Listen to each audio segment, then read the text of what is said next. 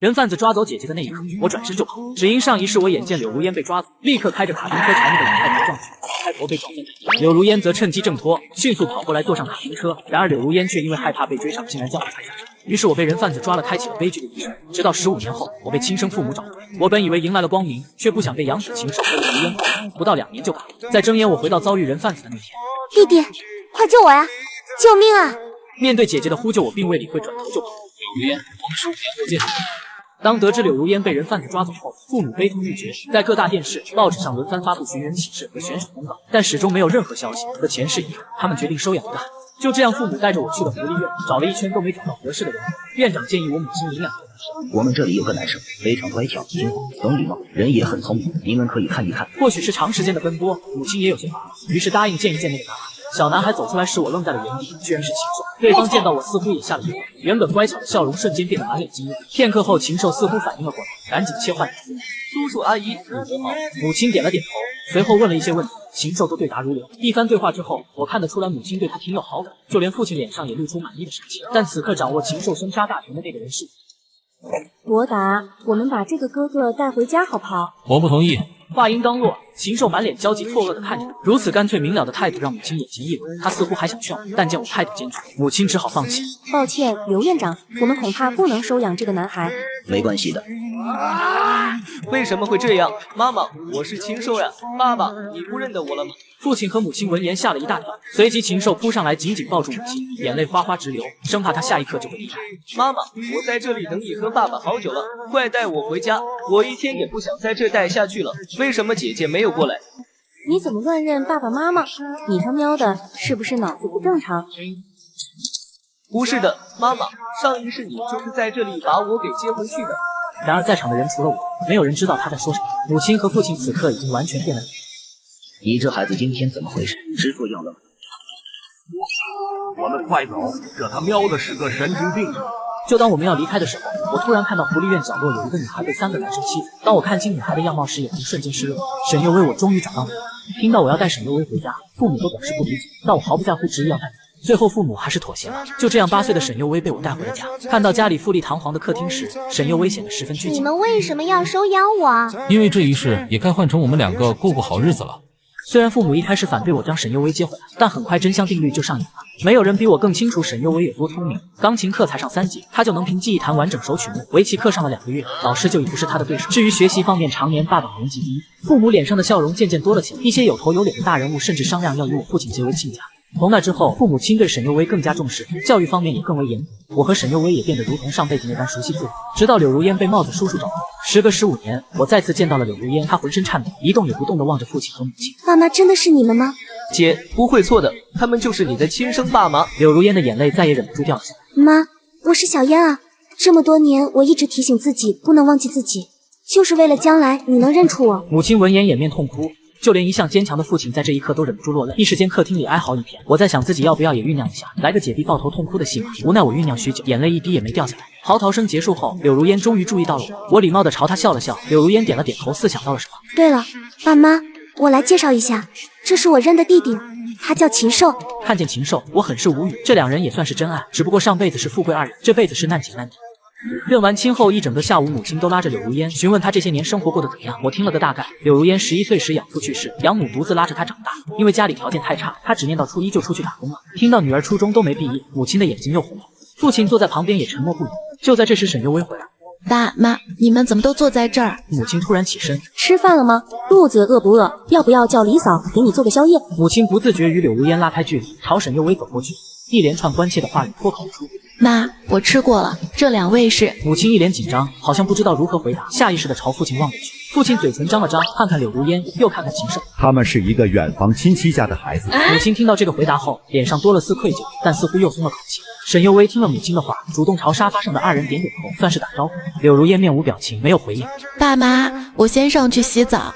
好，妈妈这就去给你放水。这几天你也累坏了。不用你跟爸爸和客人聊会天，季伯达，一会儿你帮我拿行李。沈幼薇上楼后，客厅里的气氛显得尤为紧张。父亲愧疚地解释道：“对不起，幼薇她下个礼拜有一场很重要的演出，为了不影响到她的心情，爸爸只能这么做。等到演出一结束，爸爸就会跟她实话实说的。”没错，小烟，你不会生爸爸妈妈的气对吧？当然不会。我可以理解。听到柳如烟这么说，母亲似是放下心来。我暗自嘲讽母亲的天真，被素不相识的人夺去亲生父母整整15年的爱，没有人可以对这种事情释怀。翌日清晨的餐桌上，向来心思细腻的沈幼薇很快就察觉出餐桌上某人对她毫不掩饰的敌意，这让沈幼薇有些莫名其妙。我清了清嗓子，用法语说出了一句话。然后我毫无顾忌再次说道 Cette personne montrait disparu depuis 15 ans et ses parents par intermédiaire. Alors pourquoi ne pas m'aider? La vérité est ça. Parce que vous savez, bien signifiant pas influencer. 你们在说什么？再说这面包的口感很好，面包口感很好，为什么不能用中文说？这货是忘了上辈子他和柳如烟仗着我英文不好，在餐桌上疯狂用英语吐槽我这件事了吧？老子想用中文就用中文，想用法语就用法语，干你屁事！同一个餐桌吃饭，你们这样不觉得很没礼貌吗？柳如烟表情冷冷的。仅仅过了一个晚上，她的态度与气场就与昨天下午截然不同。这里也是我家，我想怎么说话就怎么说话，谁叫你们听不懂？如果当初不是因为你贪生怕死逃跑，我会落到这个田地吗？你知道这些年我过得有多惨？我被人贩子打得半死的时候，你在哪？我在乡下喂猪喂鸡的时候，你在哪？我12岁辍学去街上捡垃圾的时候，你又在哪？说到最后，柳如烟彻底嘶吼起来，情绪激动，口水飞溅。我嫌弃的用纸巾擦了擦溅在脸上的唾沫星子，但这个动作却刺痛了柳如烟，她目光猩红的瞪着我。就在刚刚，柳如烟的吵闹声引起了父母的注意。发生什么事了？你们在吵什么？没事，我们在聊天而已。母亲紧张地看向柳如烟，你没说什么吧？妈，到底谁才是你的亲生女儿？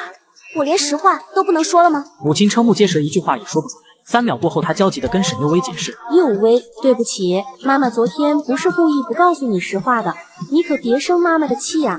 在我心里，你永远都是妈妈最爱最爱的女儿。柳如烟震惊地望着母亲，表情由不可思议慢慢转变成失望。妈，我没事的，关心你的亲生女儿小白，看她的样子都快气爆炸了。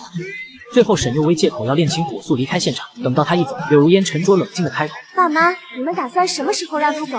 母亲一时没反应过来。让谁走？我是你们的亲生女儿，既然我已经回来了，一些闲杂人等就赶紧撵出去吧。你是说让幼薇离开我们家？没错，当然不行。幼薇她到底哪里碍着你了？你刚回来，你就要喊她走？妈，我才是你生的，这么多年来在外面受尽折磨，吃尽苦头，没有享受过你和爸爸一天的照顾与爱，好不容易回来了，还要看这个假千金的脸色，你有没有为我着想啊？母亲蹙着眉头，脸色也开始不悦。你这些年在外面受苦受难，我知道，爸爸妈妈以后会补偿你，但你的处境又不是幼薇造成的，你怎么能把这些事情都怪罪到他的头上？柳如烟失语片刻，看得出来她对母亲非常失望。爸，你也是这么觉得吗？父亲看向自己的亲生女儿，眼中虽有所愧疚，语气却是异常坚决。你妈妈说的对，这些年你在外面过得很苦，爸妈会好好补偿你的，但这些都不关幼薇的事，爸妈不会让幼薇离开这个家，反而希望你们能够好好相处。补偿？你个老东西就知道补偿！别忘了，这些本来就是我的，就连整个强盛集团都是我的。究竟要我说多少遍，我才是你们的亲生女儿？客厅里回荡着柳如烟歇斯底里的大喊，盛怒之下，她掀翻了餐桌。那天之后，父母与柳如烟之间明显生出间隙，双方都有些躲对方，看起来两边都不打算妥协。一方执意要将沈幼薇赶出去，另一方是万万不可能同意的。在我看来，柳如烟对自己未免也太不自信，亲生的又怎么样？沈幼薇为父母挣得了多少荣耀，使父母受到了多少人的尊敬，现在让他们放弃从小悉心栽培的天才钢琴家养母，选择初中辍学捡垃圾的亲生女儿，怎么可能？又过了2日，父亲主动在客厅找到柳如烟，提出想请几个家庭教师给她补习一段时间，然后送她出国留学。你要赶我走？当然不是。父亲不明白对方为何会如此曲解他的意思。小妍，以前你是没有读书的地方，现在不一样。爸爸觉得你还年轻，应该要多学习，眼界和心境才会发生改变。我为什么要改变眼界和心境？我也不需要去留学。过2天我就可以跟您一起去公司上班，您只需要教我如何管理和经营强盛集团就可以了。父亲彻底被他的话惊到，半晌都没吭声，在一旁好评。姐，爸爸这2年身体不好，所以强盛集团的主要决策权在我手上。凭什么？我是这个家的长女，强盛集团应该是我的。你是这个家的长女又怎么样？强盛集团是爸爸的，暂时还轮不到你说话。我说是我的就是我的，这些都是你们欠我的，必须补偿给我。你一个主饭婆怎么管理公司？异想天开吗？白日做梦吗？想要进入强盛集团，你至少得像你弟弟一样，先从斯坦福商学院毕业。你有这个资质吗？初2就辍学的人，等你考上斯坦福，黄花菜都凉了。客厅里一阵安静，柳如烟望着父亲，眼睛里写满不甘与屈辱。我是你的亲生女儿，是你们把我弄丢了，现在嫌弃我是主饭婆。那个弹钢琴的是你从孤儿院领养的，放着我这个亲生女儿不要，天天巴结那个弹钢琴的，我看你们两口子是老糊涂了。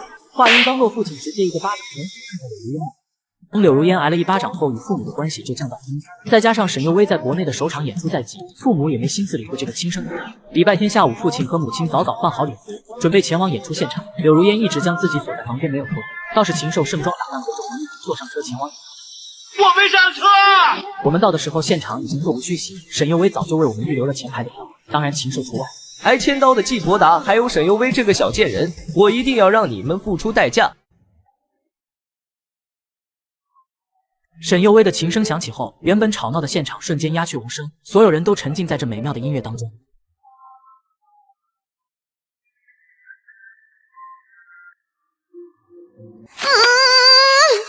沈幼薇，你这个小偷，不仅偷走了父母对我的爱，就连属于我的荣耀也被你偷走了。另一边，沈幼薇的演出顺利完成，雷鸣般的掌声结束之后，我们打算去后台探望沈幼薇。此时的她正被记者团团围住。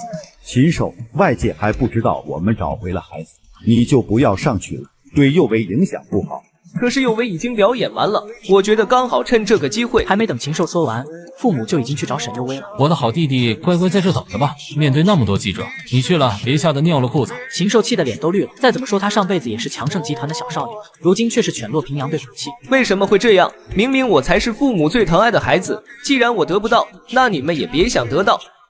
禽兽刚一回到家就被柳如烟叫到了卧室，一想到禽兽今天去看沈幼薇演出，他就来气。禽兽，你不会真把自己当成小少爷了吧？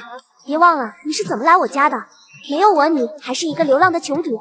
我送不走沈幼薇那个小贱人，还送不走你吗？贱人，要不是你这么没用，我用得着去巴结他们吗？对不起，肯定没有下次了。随后禽兽便将今天的事情添油加醋的讲给了柳如烟。什么？你是说父母根本没打算对外承认我们的关系？没错。那该怎么办？我有一计。收起你的小计计。没事，你继续说。好，那这件事就全交给你来办。你们不仁，就别怪我不义了。周末因为公司业务我飞了一趟德国。那2天父母正好要录制一个访谈节目，家中只剩沈幼薇、禽兽和柳如烟。按照禽兽的计划，柳如烟负责引出沈幼薇，禽兽会安排人让她身败名裂，父母必定会对其失望。到时候他再趁机霸占沈幼薇在父母心中的地位，夺回属于他的一切。毕竟他才是父母的亲生女儿。可他不知道自己也是禽兽计划中的一员，猎人反倒成了猎人。父母得知女儿失踪后，急忙从心急准备回了家。我们很快就收到了禽兽的电话。你们2个女儿都在我手上，现在准备20亿，否则就等着给他们收尸吧。下三滥的边角料，给我女儿提鞋都不配。他们要是少了一根汗毛，我一定废了你。老东西，这一切还不都是你滴的？别怪我没提醒你们，千万不要报警，否则把我逼急了，我什么都做得出来。我会把地址发给你们，记住，我只要季伯达一个人来。还没等我们回话，对方就挂断了电话。禽兽，你是不是疯了？你竟然敢打我！柳如烟，为什么这辈子你那么没用？你知道我找了你多久吗？你说的对，我根本就不是你家的小少爷了。等我有了20亿就离开这个地方，这些钱足够我下半辈子衣食无忧了。禽兽清楚的明白，这辈子父母不会像上辈子那样爱他，与其继续卑微的跟随柳如烟，不如铤而走险一把。另一边，经过一番商定，父母同意了你单刀赴会的决定。看着你临危不乱的态度，父亲很是欣慰。我打救出他们后，强盛集团就全交给你来管理吧。一定要平安回来啊！你按照禽兽的地址来到了郊外的一处废旧工厂，在一个废弃的休息室见到了禽兽。季伯达，钱准备好了吗？20亿换2条命还是很划算的。禽兽，上一世你不是和柳如烟关系最好了吗？禽兽猛地瞪大眼睛，仿若见鬼。他目不转睛地盯着你，唇角翕动。季伯达，你也重生了，对不对？你冷冷一笑，没有回应。禽兽倏然抬头，眼睛里迸发出滔天恨意。那天在孤儿院，你是故意不让爸妈收养我的，对不对？不止如此，我还建议妈妈换个地方生活，建议爸爸卖掉老房子，切断了你跟我们季家的所有联系。此时的柳如烟一脸懵逼。什么上一世的？什么重生？我怎么听不懂？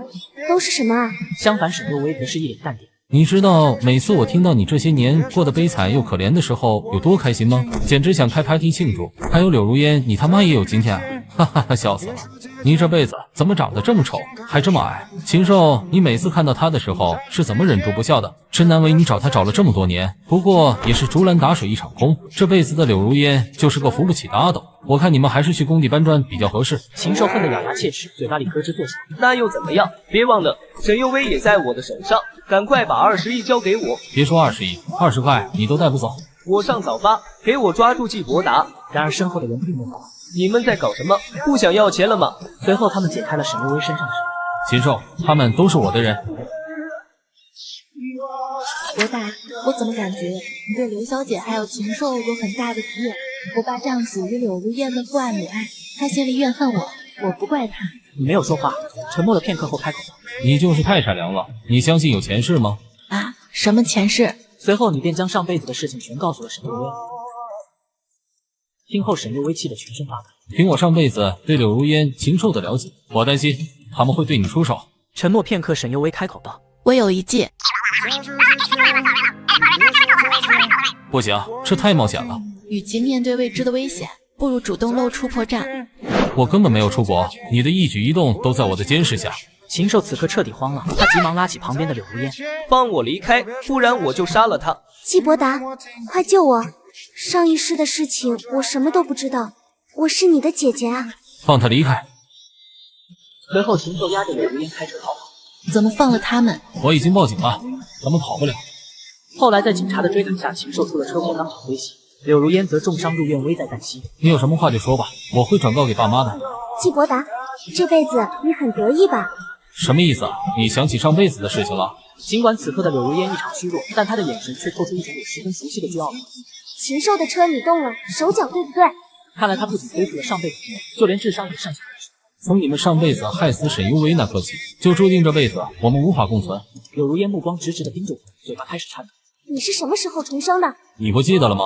你被那个老太婆抓走的时候，当时我还说15年后再见，不过太远了，你肯定没听到。而且我一直知道你被人贩子拐到哪里去了，但我没告诉父母。